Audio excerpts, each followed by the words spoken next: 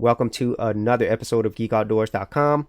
On this Davinci Resolve tutorial, I'm going to be showing you how to do a very simple voiceover. So this is going to be a very basic way of doing this directly in the tool, and there's also a more advanced way as well. So how we do that, we're going to go to our Fairlight page, and the more advanced method is using ADR or automatic dialogue replacement, and I'll cover that in a separate video. But before we do anything, we want to make sure that our audio input settings are correct. So right now, if you notice here, I do have a track and there's nothing happening when I'm talking in the mic. Now, this is something that has to do with how it does recordings of input devices. And so the first thing that you want to do within Windows is you need to go into your control panel. Okay, so once you are in your control panel, go to sound.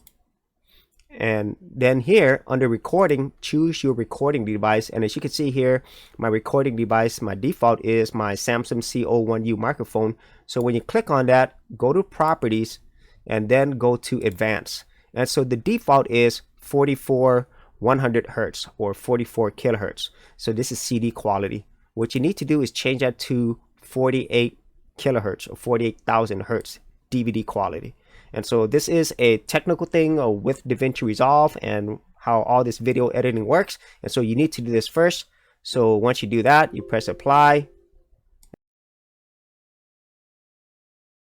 And now when we go back to the tool, right now it might not show up because I'm going to have to do things from the beginning. So I'm going to go ahead and remove this. And now we're going to start from the beginning. Okay, so once you have that set within Windows, that's how you would do it. If you do have a Mac or Linux, you would have to look at ways in order to change your overall quality. Okay, so that's very important for you to do.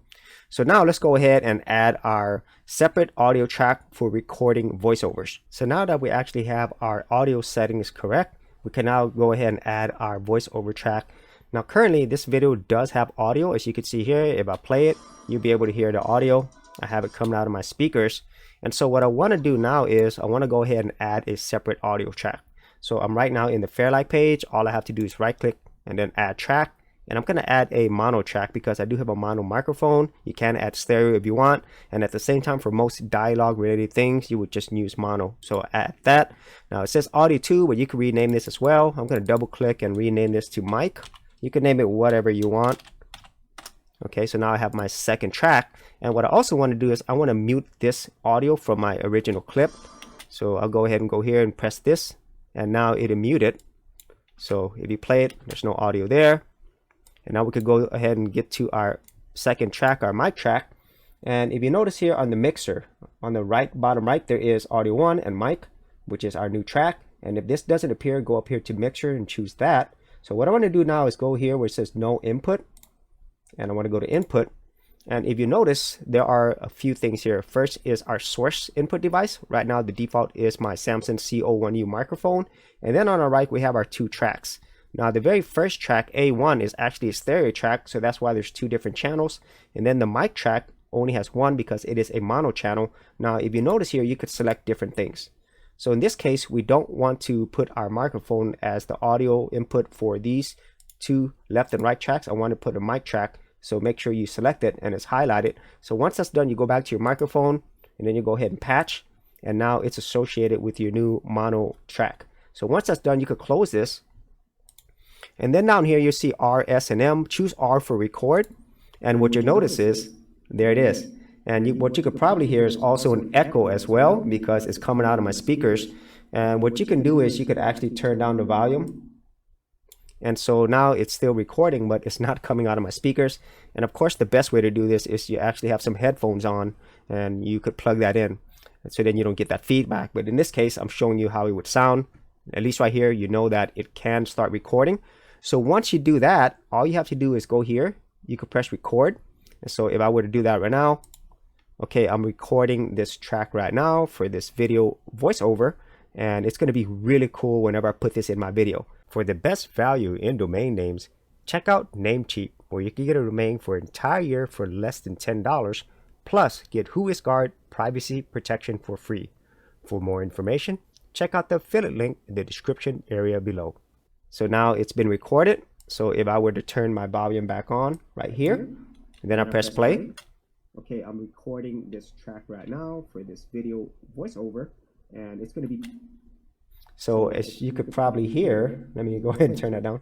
So as you could probably hear, the voiceover worked correctly. And the great thing is, if you actually go back to your edit page, you'll notice that this is now a part of your available media. So it's right there, and it's also in your track timeline. And so if I were to listen to this again on my edit page, let me go ahead and turn the volume back up. I'm gonna have to go back here to Fairlight. Let's turn it back on. Let's go back to edit. Let's listen to this again. I'm recording this.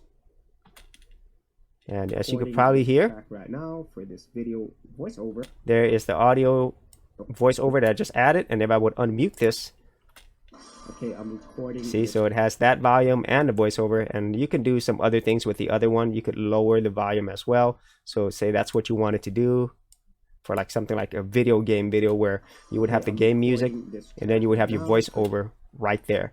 And so that is how you do a very basic voiceover. Davinci Resolve has some very powerful ways in which you could do that. So as I was saying, Davinci Resolve has some really powerful ways in which you could do voiceovers specifically with ADR, but I will be covering that in a separate video and get in more in depth in that. But overall, this is a very easy way to do a voiceover, and I think it'll add a lot to your overall videos and also save you a lot of time from having to save your audio somewhere else and then bringing it into Davinci Resolve. So if you actually had any thoughts on this tutorial, or if there's anything else that you wanted to learn, be sure to leave that in the comments area below. And if you did want to see more of my Davinci Resolve tutorials, tips, and tricks, I do have an entire playlist. I'll leave that in the description as well. So as always, if you did get value out of these videos, be sure to share, like, and subscribe.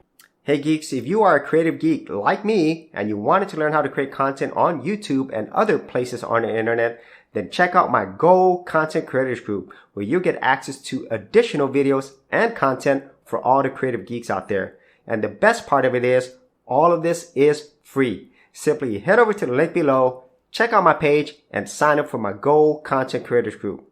Thanks for watching, and I'll see you on the other side.